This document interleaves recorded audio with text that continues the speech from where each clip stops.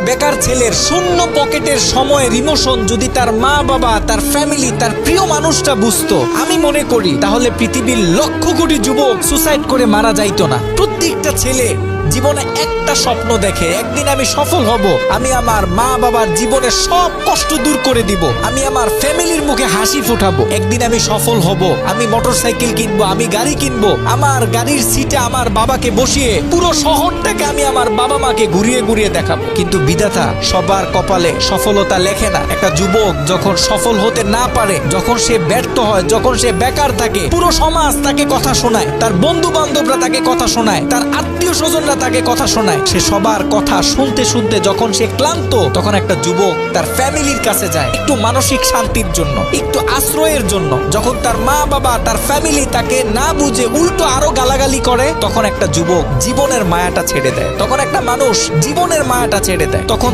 তার কাছে এই পৃথিবীতে বেঁচে থাকাটা মূল্যহীন মনে হয়। প্রত্যেকটা বাবাকে বলবো, আপনার ছেলে যখন অসফল, আপনার ছেলে যখন বেকার, সবার মতো আপনি তাকে কথা শোনায়েন না, কারণ আপনার ছেলের আপনি ছাড়া তো কেউ নাই। আপনার ছেলেকে বুকে টেনে নেন, তার খারাপ সময়ে তাকে সাপোর্ট করেন, দেখবেন আপনার ছেলে জীবনে এমন কিছু করবে যেটা আপনি কখনো কল্পনাও করতে পারেন নাই। প্রত্যেকটা মানুষের ভিতরে প্রতিভা লুকানো থাকে, প্রত্যেকটা মানুষই পারে এই যুগ জমানা পাল্টে দিতে। আপনি তাকে গালাগালি না করে, আপনি তাকে অতিরিক্ত শাসন না করে, তাকে মোটিভেশন দিন, দেখবেন সে জীবনে অনেক ভালো কিছু করবে।